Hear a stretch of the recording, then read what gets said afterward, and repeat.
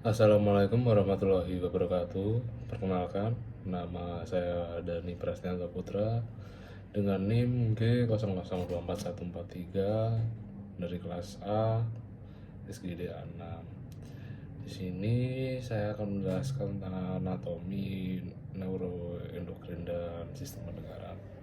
Nah, itu di sini terdapat sebuah soal di mana seorang pria berusia 65 tahun bernama Mr. A dibawa ke instalasi gawat darurat oleh keluarganya karena mengalami kelemahan mendadak pada lengan dan tungkai tangan kanan.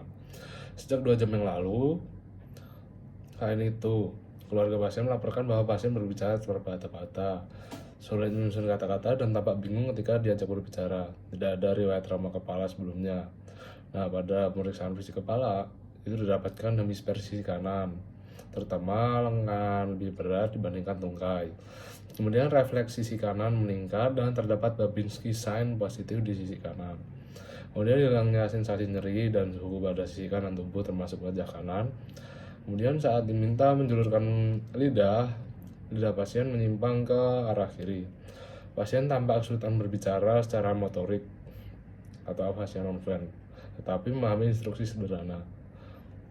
Riwayat medis menunjukkan bahwa pasien merupakan perokok aktif, memiliki hipertensi dan diabetes mellitus yang tidak terkontrol.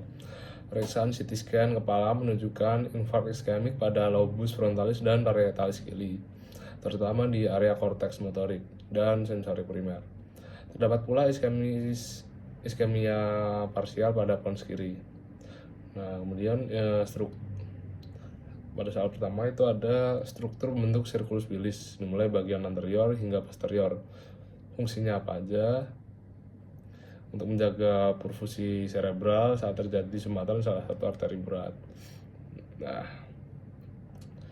sirkulus bilis itu anatomis di arteri dasar otak yang berperan dalam menjaga perfusi cerebral, terutama saat terjadi gangguan aliran darah saat arteri besar otak. Nah, struktur ini memungkinkan aliran darah kolateral untuk menjaga suplai ke seluruh bagian otak. Nah, sirkulus bilis itu berbentuk lingkaran vaskular di sekitar dasar otak, khususnya di sekitar area sella turcica.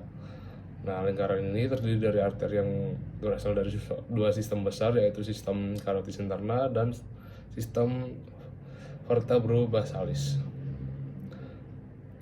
Atau bagian anterior atau bagian karotis interna itu yang ada arteri cerebri anterior kanan dan kiri dan arteri komunis anterior. Arteri cerebri anterior kanan dan kiri itu merupakan cabang dari arteri karotis interna, menyuplai lobus frontal dan bagian atas hemisfer cerebri. Kemudian arteri komunis anterior menghubungkan arteri cerebri anterior kanan dan kiri, merupakan penghubung lebih penting dalam bagian anterior kanan.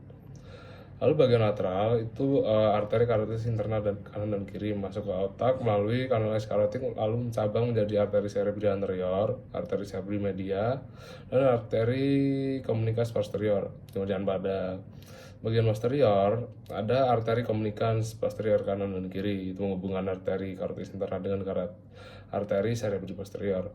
Berperan penting dalam hubungan sistem karotis dan vertebrobasilar. Kemudian ada arteri posterior kanan dan kiri. Itu merupakan cabang terminal dari basilaris yang berbentuk fusi dua arteri vertebralis. Menyuplai lobus occipitalis bagian bawah, lobus temporal, dan batang otak. Lalu fungsi sirkulus bilis itu yang pertama, menjaga perfusi otak saat terjadi sumbatan, kemudian menyeimbangkan tekanan aliran darah, dan peran reperfusi setelah stroke. Nah, ini ada gambar dari longus cerebri arterinya. Nih, seperti ini kurang lebih nih. Bentar. Nah, kurang lebih seperti ini. Nih. Lalu sebutkan dan jelaskan perbedaan antara tractus corticospinalis dan tractus spinothalamicus.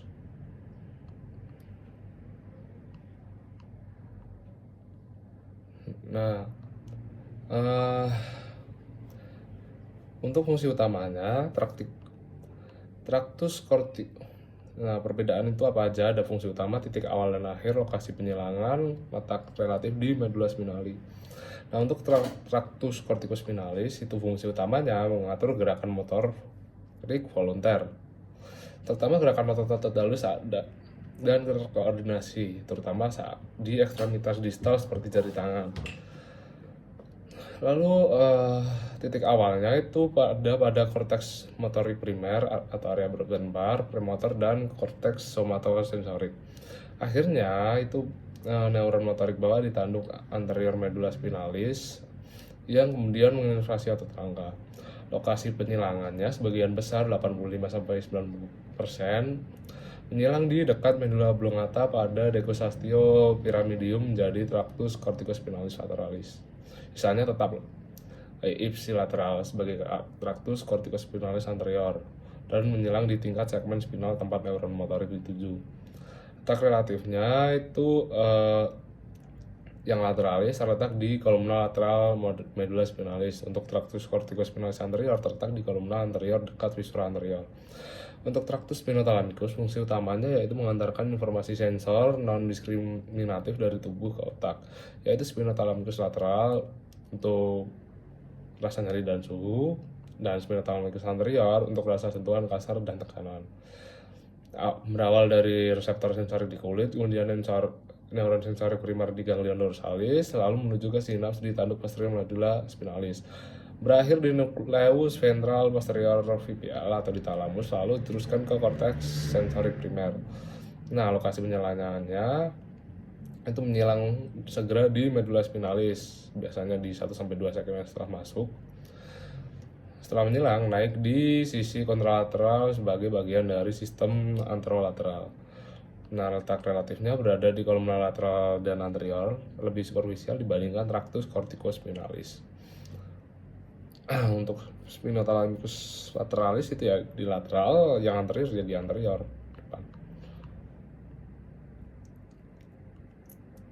Nah,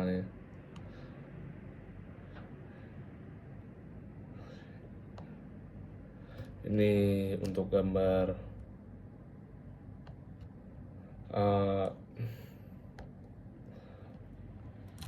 tractus corticospinalis seperti ini. Dan ini adalah tractus spinothalamicus, ini seperti ini gambarnya. Ini tractus corticus spinothalamicus.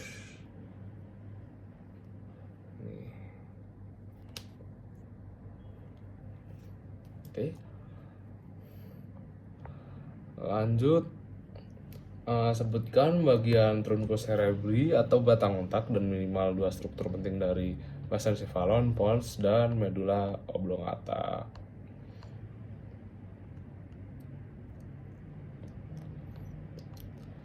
Nah, truncus cerebri, sebelumnya truncus cerebri atau batang otak adalah bagian bawah otak yang menghubungkan cerebrum dengan medula spinalis. Itu terdiri dari bagian utama yaitu mesencephalon, pons, dan medula oblongata. Itu berfungsi untuk mengontrol fungsi dasar kehidupan seperti napas, denyut jantung, refleks. Terus jalur komunikasi antara otak dan tubuh, pusat beberapa saraf sentral. Nah, yang pertama itu ada mesencephalon, merupakan bagian paling atas dari batang otak, terletak di bawah diencephalon dan di atas pons. Ini gambarnya dari mesencephalon. Ini biasa juga disebut sebagai midbrain. Ini.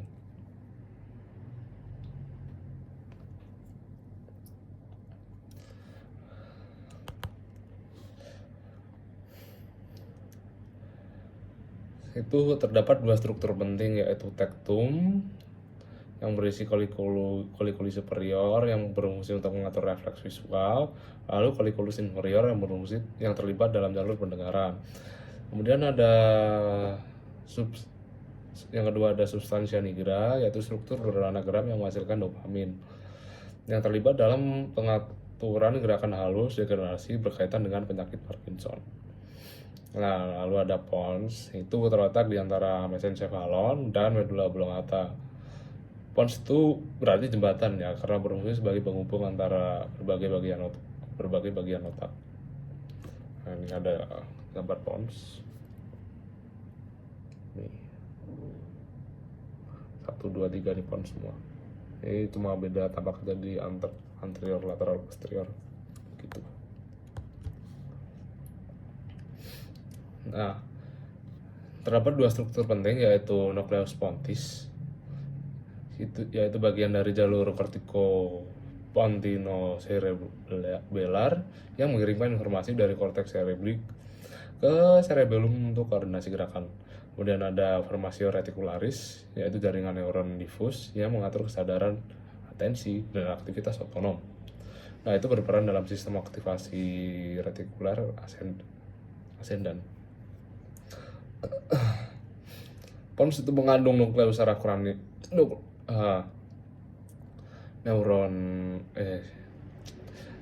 nukleus saraf kranial 5, 6, 7, dan sebagian 8. Lalu ada medula oblongata, yaitu bagian paling bawah dari batang otak dan berlanjut ke medula spinalis. Memiliki banyak pusat vital untuk fungsi dasar tubuh. Nah, ini gambarnya medula oblongata. Nah, ini gambarnya medula oblongata. Ini.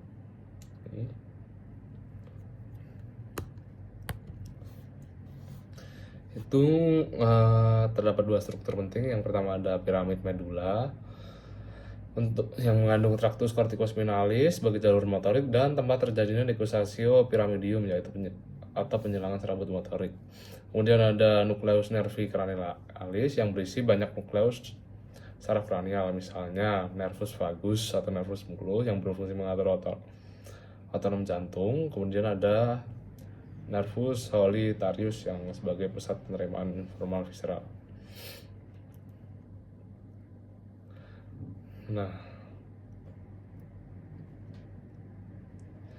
kemudian lanjut jelaskan asal usul nukleus dan fungsi dari 3 nervus cranialis atau motorik murni. Misal nervus 3, nervus 4, dan nervus 7, serta akibat lesi pada upper motor neuron dan lower motor neuronnya.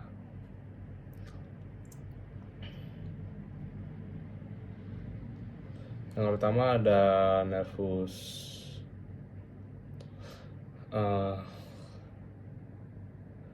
oculomotorius yang terletak di mesencephalon pada tingkat colliculus superior. Kemudian ada nukleus Schrödinger Westphal, yaitu komponen parasimpatis juga berada di mesencephalon.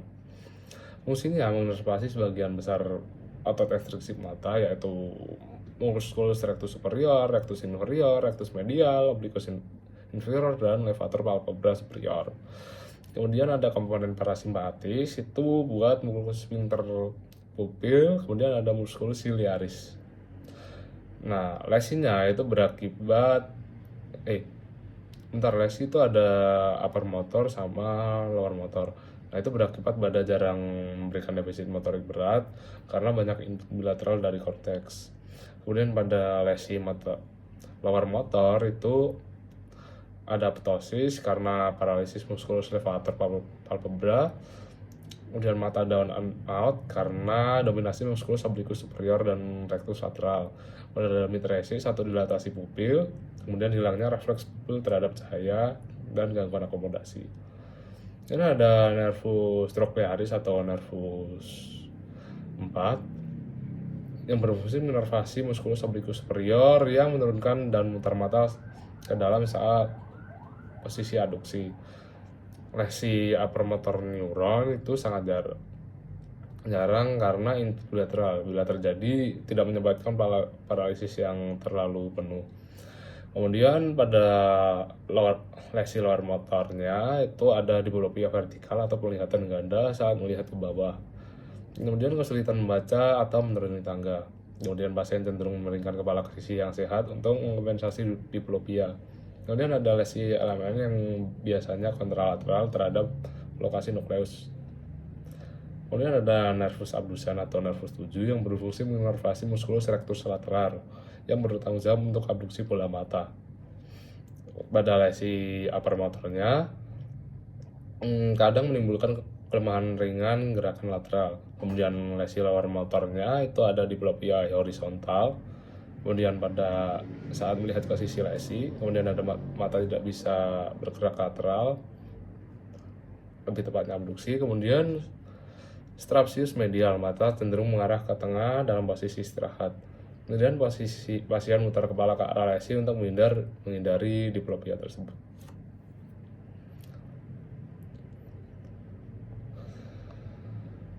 Nah, ini ada gambar dari nucleus cranialisnya.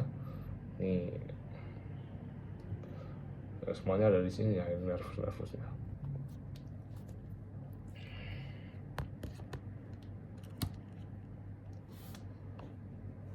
Oke, kemudian jelaskan lokasi dan fungsi area Brodmann 4, 1, 2, 3, area 44 dan 45, kemudian area 22. Area 4 atau korteks motorik primer itu terletak di gyrus parasentalis pada lobus frontal, tepat di depan sulcus centralis, berfungsi mengontrol gerakan volunter dari otot tubuh, terutama gerakan halus dan terkoordinasi. Tersusun somatotropik membentuk homunculus motorik di mana bagian tubuh tertentu dipresentasikan di area spesifik, misal tangan dan wajah menempati area luas karena membutuhkan kontrol halus. Kemudian area 1, 2, 3 atau korteks somatosensorik primer itu terletak di gyrus postcentralis pada lobus parietal, tepat di belakang sulcus sentral. Oke, bentar ini. Oh, ya. Fungsinya bertanggung jawab atas penerimaan dan persepsi sensor somatik seperti sentuhan halus, getaran, tekanan, dan propriosepsi, kemudian nyeri dan suhu. Kemudian ada area 44 dan 45 atau area Broca yang terletak di gyrus frontalis inferior pada hemisfer dominan, biasanya hemisfer kiri, terutama pada orang yang dominan tangan kanan. Itu area 44 yaitu pars opercularis dan area 45 adalah pars triangularis. Fungsinya untuk produksi dan pengaturan bahasa secara sensomotorik, untuk mengontrol otot-otot yang digunakan dalam bicara.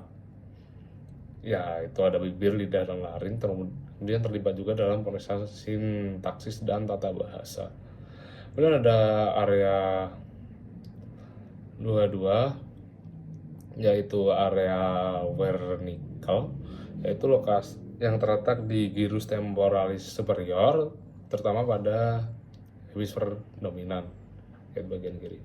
Area ini mengelilingi planum temporal, bagian dari korteks pendengaran asosiasi, berfungsi untuk pemahaman bahasa lisan dan integrasi input auditori dengan makna linguistik, sehingga mungkin kita memahami kata-kata yang didengar. Lalu, nah ini gambar-gambar dari area-area Brodmann itu ya. Jika berminat bisa di-post dan dibaca.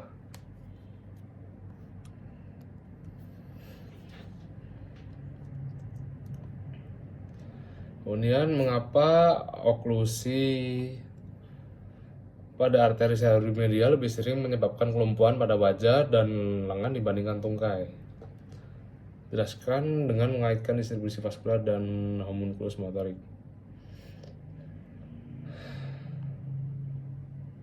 Jadi, kelumpuhan wajah dan lengan itu lebih dominan pada oklusi arteri cerebri media karena wilayah korteks yang mengontrol wajah dan lengan berada di bagian lateral hemisfer.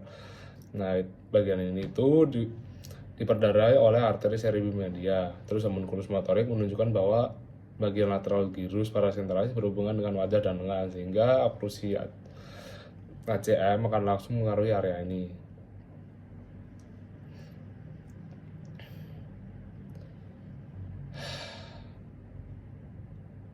Nah, untuk homunculus motorik, yang pertama itu ada homunculus motorik, yaitu representatif budi korteks motorik.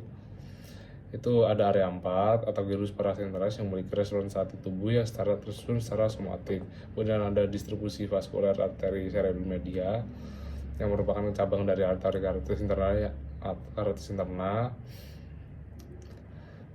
yang mempresentasikan bagian tungkai. Kemudian hubungan antara oklusi homunculus dan gejala klinis, itu oklusi ACM itu menyebabkan iskemia lateral kontraksi motorik, menyebabkan gangguan area yang mengatur wajah. Kemudian karena representasi wajah dan lengan terletak di wilayah yang diperdarai oleh ACM, gejala yang muncul itu ada hemipares wajah dan lengan kontralateral. Kadang disertai afasia.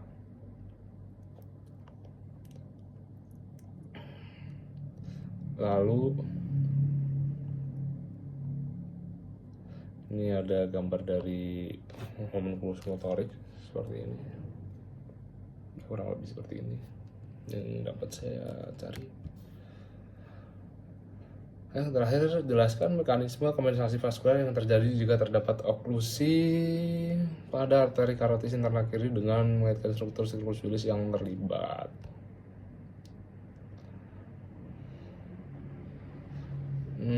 Yang pertama itu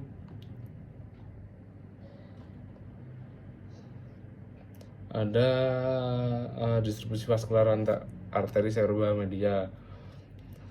Ini menyuplai bagian lateral dari hemisfer cerebri yang meliputi bagian lateral lobus frontal, kemudian bagian lateral lobus parietal dan temporal. Dalam gyrus centralis, bagian lateral ini tuh area yang mengatur gerakan wajah, tangan, dan lengan. Kemudian homunculus motorik atau metaan tubuh.